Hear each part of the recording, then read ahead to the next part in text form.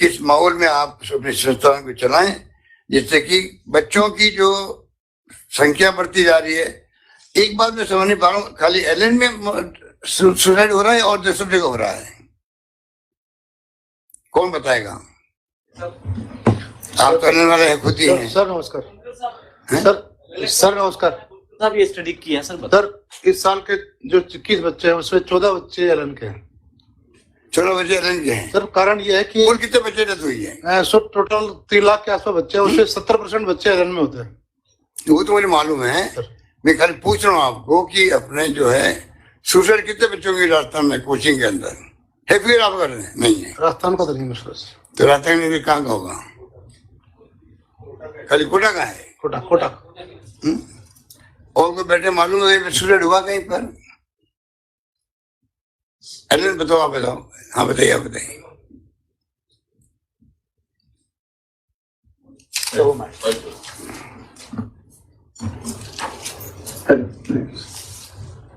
Sir data wise जो बच्चे हैं सबसे ज्यादा एलन के सुसाइड किए हैं इस साल के सेशन में 21 बच्चों में से 14 बच्चे एलन में के ही सुसाइड किए। उसका ये भी कारण है कि एलन में आईआईटी और मेडिकल के सबसे ज्यादा बच्चे बाहर के आकर पढ़ने वाले एलन के होते हैं। अभी सीएस महोदय साहब ने बहुत अच्छी बात की, जो सबसे लास्ट लाइन थी कि कांट टॉलरेट। तो सर अभी सबको सुना, मैं सर 2 मिनट में सर बोलना चाह रहा हूँ क्योंकि मैं 25 साल से एलन में आप बोलिए, आराम से बोलिए, पूरी बात बताइए। और जैसे वर्मा जी ने कहा वैसे मेरे साथ भी हुआ कि मैं छोटे से गांव बिलाड़ा का रहने वाला और कोटा एलन में पढ़ने गया था। तो शुरू में मुझे भी ऐसी हुई एंजाइटी, माता पिता का प्रेशर, उसके बीच की बात को मैं कहना चाहता हूँ। 50 पेरेंट्स से बात करी, पिताजी माता जी के लिए इम्पोर्टेंट होता है कि बच्चे की जिद को पूरी करें। एक बच्चे ने कहा मुझे डॉक्टर बनना, बनेगा नहीं बनेगा, लेकिन वो जिद करता है। पिता माता कहते हैं मैं बच्चे को ऑप्शन नहीं दूंगा, तो जिंदगी में मुझे जो ताने मारेगा कि आपने उस टाइम अगर उनको पढ़ने दिया होता, अच्छी जगह भेजा होता, तो साइड में डॉक्टर इंजीनियर बनना। तो ये पेरेंट्स और बच्चों के बीच की जो भावनात्मक बॉन्डिंग है, इसके अंदर दोनों का वो काम करता है। मैं भी घर से लड़के निकला था कि मुझे कोटा पढ़ने जाना है, क्योंकि हमारे यहाँ जो जेएन साहब आते हैं जीप में बड़े अच्छे होते हैं, पिताजी पढ़े लिखे नहीं थे, तो बिजली विभाग से आते थे, बोले मुझे जीप में घूमना है। तो मैंने पिताजी से लड़के में गया, 10वीं में परसेंटेज कम थी, लेकिन एलन में पढ़ के मैं इंजीनियर बन गया। कोटा से इलेक्ट्रिकल का इंजीनियर वही वाला इंजीनियर बना, फिर केमिस्ट्री पढ़ा। लेकिन 25 सालों में कोचिंग के लिए जैसे बात चल रही थी कि 9वीं कक्षा से बच्चों को बुला लेते हैं, 11वीं वाले बुलाते हैं। सर मैं हकीकत बोल रहा हूँ, कोई भी कोचिंग किसी बच्चे को नहीं बुलाता है। हमारे देश का जो शिक्षा का ढांचा है, आईआईटी परीक्षाएं जिस लेवल पे होती है उसका पेपर भारत की किसी भी स्कूल के कोई टीचर पेपर सॉल्व ही नहीं कर सकते। उसका लेवल इतना ऊंचा होता है। और सरकारी स्कूल या जो स्कूल के लेवल है उनमें जमीन आसमान का गैप होता है। तो एक बच्चा जो चौमू में पढ़ता है स्कूल में, वो कहता है कि मेरा बच्चा आईटी करना चाहता है तो मैं कैसे करूं, जहां पर साल में पूरे टाइम टीचर भी अवेलेबल नहीं होते हैं। तो उसकी पहली इच्छा होती है कि जयपुर में आकर सेंट जेवियर स्कूल के अंदर एडमिशन लेवे, जहां पर टीचर भी अच्छा, स्कूल का रैंकिंग भी इतना अच्छा है, जहां से सक्सेस रेट सबसे ज्यादा है। लेकिन स्कूल की अपनी लिमिटेशन से कोई बच्चों को नहीं दे सकता। तो ऐसे टाइम पे उसको पैरेलल व्यवस्था देने का काम कोचिंग संस्थानों ने किया, जहां आईआईटी और मेडिकल के जो एक्सपर्ट कोच है उन्होंने उन बच्चों को रास्ता दिखाया कि तुम चाहे चौमू के सरकारी स्कूल में पढ़ रहे हो, लेकिन तुम भी आईआईटी में जा सकते हो, जैसे सेंट जेवियर का बच्चा जा सकता है। अब भारत के अंदर आंध्र प्रदेश, तेलंगाना, कर्नाटका और महाराष्ट्र, वहां के स्टेट बोर्ड ने ऐसी व्यवस्था कर रखी है, जूनियर कॉलेज और प्री यूनिवर्सिटी के अंदर 11th-12th क्लासों को ही उन्होंने कोचिंग की सरकार ने परमिशन दे रखी है। तो वहां पर बच्चा उन सरकारी स्कूलों के अंदर ही कोचिंग करता है। कहने का मतलब डमी स्कूल का जो कॉन्सेप्ट है सरकार ने खुद दे रखा है। तो सर इस वजह से क्या हो रहा है, वहां के बच्चे उस स्कूल में जाकर एक्टिविटी नहीं करके आईटी में हो जाते हैं। यहाँ सभी विद्वान बैठे हैं, अगर पिछले 10 सालों के आंध्र प्रदेश और तेलंगाना का अगर डेटा निकालेंगे तो 50% भारत में आईआईटी के अंदर सेलेक्ट होने वाला कोई स्टेट है तो सिंगल स्टेट हुआ है आंध्र और तेलंगाना। उसका कारण स्कूली शिक्षा के अंदर और उसमें फर्क होना।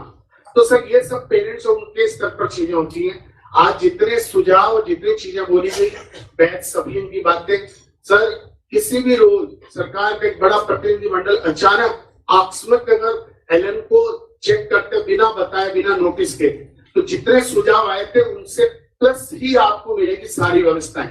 शायद भारत में इतनी अच्छी सुसाइड को रोकने के अरेंजमेंट नहीं होते जितने हमने सब करके हमने हॉस्पिटल के अंदर बना रखे हैं, सारी चीजें कर रहे हैं। लेकिन सर हम भी बहुत आहत हैं कि बच्चे ऐसी घटनाएं कर रहे हैं, हमें भी पता नहीं चल पा रहा है। और ये अगर जैसे आपने कहा सर एंट्रेंस टेस्ट और से पिछले 5 सालों के 3 संस्थानों के डेटा, IIT कॉलेज में जो है 45 सुसाइड हुए पिछले 5 सालों में, IIM में 10 हुए, नवोदय विद्यालय में 49 हुए।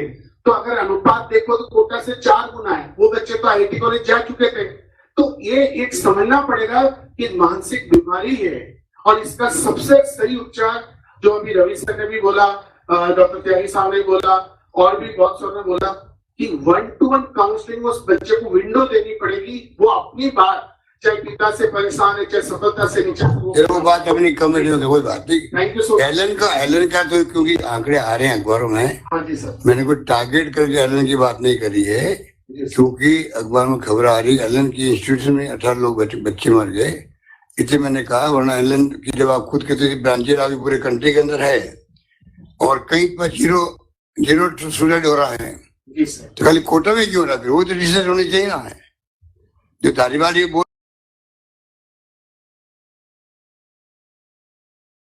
बोल रहे थे, तो मैं ही कह रहा हूँ कि भाई हिंदुस्तान भर में अभी ब्रांचेज है, वो मैं आंकड़े में लिखे तो भूल गया, कहीं पड़े होंगे, बड़ी संख्या में अभी संस्थान एलन है सब जगह। आप खुद कह रहे हो कि वहाँ 0 है सुसाइड की। सर वो मेरा व्यंग था कि देश भर में हमारे सभी जगह पे भी सुसाइड हो रहे हैं, लेकिन उनको मीडिया उस तरीके से नहीं छापती है या वहाँ उस काउंटिंग का व्यावसायिक वो नहीं है।